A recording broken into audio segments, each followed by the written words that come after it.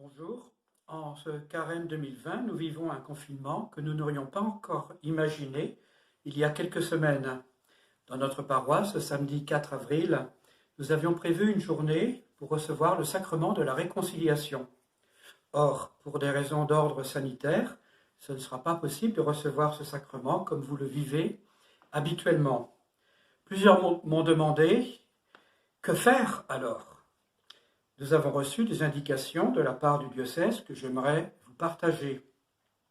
Vous avez peut-être aussi entendu ce que le pape François lui-même a déclaré à ce sujet dans son homélie de la messe du 20 mars à la chapelle Sainte-Marthe à Rome.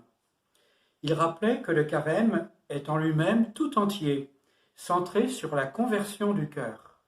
Ces 40 jours nous sont donnés pour changer notre cœur en accueillant davantage la miséricorde de Dieu, j'allais dire en intégrant, en vivant davantage le pardon de Dieu pour nous-mêmes et dans toutes nos relations. Le pape François était très clair en évoquant le catéchisme de l'Église catholique, que chacun peut relire. Il disait « Si tu ne trouves pas de prêtre pour te confesser, parle à Dieu, il est ton Père, et dis-lui la vérité.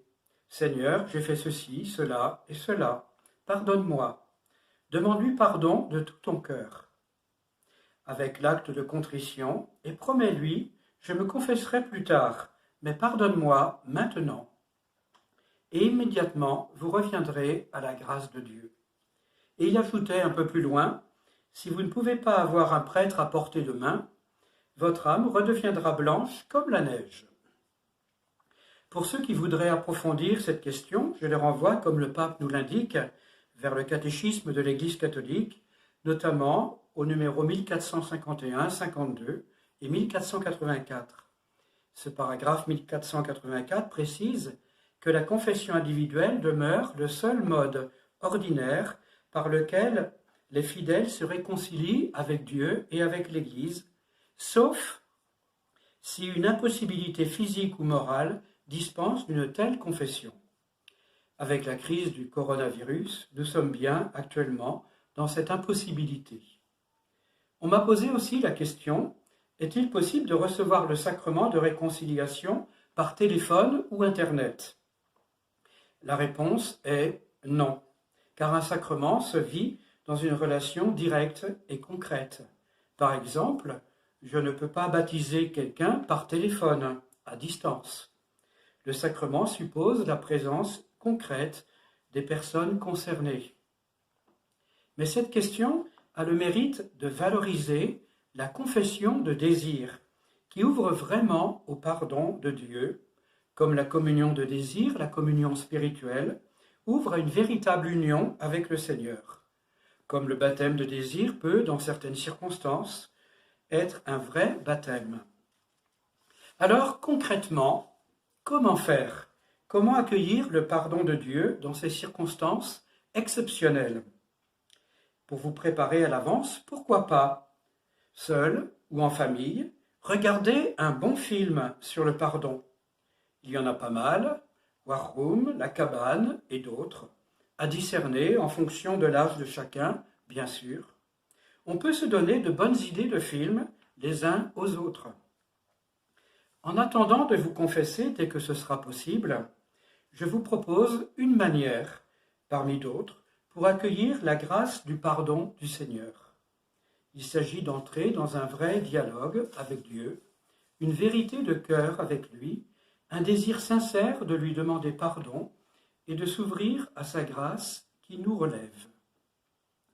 Premièrement, vous pouvez tout d'abord vous mettre à part dans un lieu favorable devant une croix, une icône, une bougie, tout ce qui peut vous aider dans la prière. Vous pouvez faire lentement le signe de la croix, vous mettre en présence de Dieu qui vous aime comme un Père. Puis, vous pouvez lire un texte de la parole de Dieu et le méditer. Par exemple, le prophète Osée, chapitre 14, versets 2 à 10. C'est le texte que le pape François commentait dans son homélie du 20 mars. Un texte où Dieu nous révèle sa tendresse et sa compassion. Vous pouvez aussi relire la parabole du Fils prodigue dans l'Évangile selon saint Luc, chapitre 15, versets 11 à 32. Un texte qui peut toujours nous parler de manière nouvelle. Je pense aussi à cette rencontre de Jésus avec Pierre au bord du lac de Tibériade, après sa triple trahison.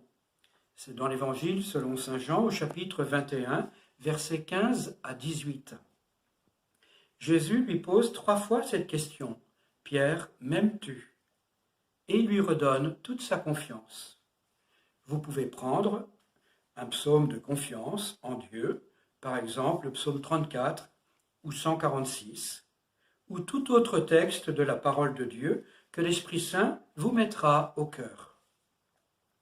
Puis prenez le temps de rendre grâce au Seigneur pour son amour qui vous précède, son amour qui vous est assuré en toutes circonstances.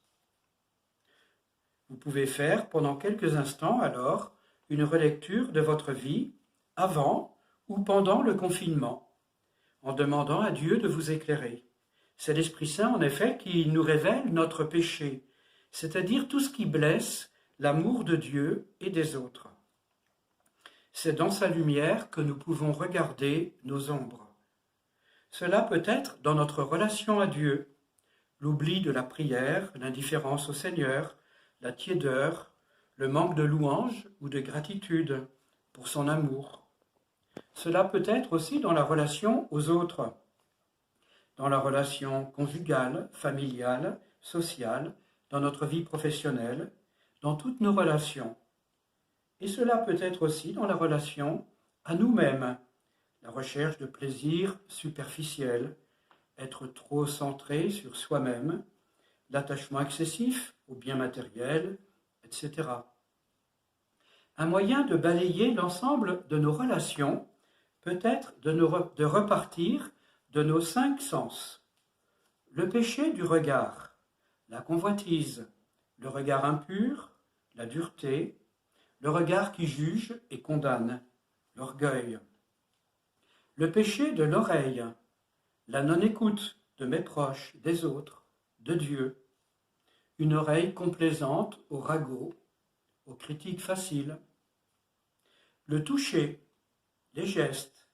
Les mains sont le symbole de mes actions. Le péché des mains avec lesquelles parfois j'agis mal. La violence. Plus largement, le péché dans mes actions ou le péché par omission. Refuser un service, une aide, une attention. On peut penser aussi à l'impatience ou l'agressivité dans mes attitudes, surtout en cette période de confinement, pas toujours facile à vivre. Le goût, la relation désordonnée avec l'alimentation. Mais le goût est en rapport aussi avec la langue, le péché dans les paroles inappropriées qui blessent, le mensonge, les demi-vérités, les mépris, les moqueries, la médisance, et puis aussi le mauvais usage des moyens de communication, Internet ou autres. Et puis l'odorat. Là, c'est peut-être moins évident, quoique saint Paul nous appelle à répandre autour de nous la bonne odeur du Christ. 2 Corinthiens 2,15. Quel genre d'atmosphère je répands autour de moi? Une atmosphère de tristesse ou de joie? De découragement ou d'espérance? De bonne humeur ou de pessimisme? De paix ou de zizanie? Ce ne sont là que quelques pistes. L'Esprit Saint vous montrera sûrement d'autres choses. Après cette lecture, prenez le temps de lui dire « Seigneur, j'ai fait ceci, cela, je le regrette vraiment ». Puis, demandez pardon à Dieu de tout votre cœur. Et dites sincèrement un acte de contrition. Ça peut être celui-ci. « Mon Dieu, j'ai un très grand regret de t'avoir offensé parce que tu es infiniment bon et que le péché te déplaît. Je prends la ferme résolution, avec le secours de ta sainte grâce, de ne plus t'offenser et de faire pénitence. » Mais ça peut être aussi celui-là. « Père, j'ai péché contre toi et mes frères. Je ne suis pas digne d'être appelé ton enfant. Mais près de toi se trouve le pardon. Accueille mon repentir. et donne-moi la force de ton esprit pour vivre dans ton amour en suivant ton Fils Jésus, mon Seigneur. Et puis enfin, vous pouvez terminer par un Notre Père, lui rendre grâce pour son pardon. Vous pouvez aussi lui confier tous ceux qui souffrent dans leur corps, dans leur cœur, dans leur âme, avant de tracer lentement, à nouveau, sur vous, le signe de la croix. Cette démarche, vous pouvez la vivre seule, personnellement, mais peut-être qu'elle est possible en famille. Vous pouvez prendre le temps d'en parler ensemble, à vous de voir. Mais attention, il ne faut rien imposer. Et pour respecter chaque personne, chaque enfant, il est important, même si le cadre que j'ai donné peut aider à le vivre, que chacun fasse sa confession personnelle, dans son cœur, en silence, seul avec son Seigneur. Dans tous les cas, il est important que tous le vivent comme une expérience de joie et d'amour avec le Seigneur. Par la suite, vous verrez bien, si l'Esprit Saint vous y conduit, le Seigneur vous donnera peut-être de prolonger ce pardon reçu en posant, pourquoi pas, un geste de paix, d'encouragement, de réconciliation avec d'autres, dans votre entourage, une demande de pardon avec quelqu'un de la famille. Laissez-vous guider par l'Esprit Saint. C'est lui qui nous éclaire dans la douceur et dans la paix. Alors, pour vous aider à vivre cette démarche de pardon, vous pourrez retrouver le texte écrit de cette proposition sur le site de la paroisse, à la page d'accueil. Il s'intitule « Dans le confinement, recevoir le pardon de Dieu ». Que le Seigneur vous donne à tous de goûter, oui, de goûter vraiment sa miséricorde. Psaume 50. Pitié pour moi, mon Dieu, dans ton amour, selon ta grande miséricorde, efface mon péché. Lave-moi tout entier de ma faute, purifie-moi de mon offense. Oui, je connais mon péché, ma faute est toujours devant moi. Contre toi et toi seul j'ai péché. Ce qui est mal à tes yeux, je l'ai fait. Ainsi tu peux parler et montrer ta justice, être juge et montrer ta victoire. Moi je suis né dans la faute, j'étais pécheur dès le sein de ma mère. Mais tu veux au fond de moi la vérité. Dans le secret tu m'apprends la sagesse. Purifie-moi avec l'hysope et je serai pur. Lave-moi, je serai blanc plus que la neige. Fais que j'entende les chants et la fête, ils danseront les eaux que tu broyais. Détourne ta face de mes fautes, enlève tous mes péchés. Crée en moi un cœur pur, ô mon Dieu, renouvelle et raffermis au fond de moi mon esprit. Ne me chasse pas loin de ta face, ne me reprends pas ton Esprit Saint. Rends-moi la joie d'être sauvé, que l'Esprit généreux me soutienne. Aux pécheurs, j'enseignerai tes chemins, vers toi reviendront les égarés. Libère-moi du sang versé, Dieu mon Dieu sauveur, et ma langue acclamera ta justice. Seigneur, ouvre mes lèvres, et ma bouche annoncera ta louange. Si j'offre un sacrifice, tu n'en veux pas, tu n'acceptes pas d'holocauste. Le sacrifice qui plaît à Dieu, c'est un esprit brisé. Tu ne repousses pas, ô mon Dieu, un cœur brisé et broyé. Accorde à Sion le bonheur, relève les murs de Jérusalem. Alors tu accepteras de justes sacrifices, oblations et holocaustes. Alors on offrira des taureaux sur ton autel. Gloire au Père, au Fils et au Saint-Esprit, pour les siècles des siècles. Amen. Pardonne, Seigneur, les torts de ton peuple, puisque notre faiblesse nous a rendus captifs du péché, que ta tendresse nous en délivre. Par Jésus le Christ, ton Fils, notre Seigneur, qui vit et règne avec toi, Père, dans l'unité du Saint-Esprit, maintenant et pour les siècles des siècles.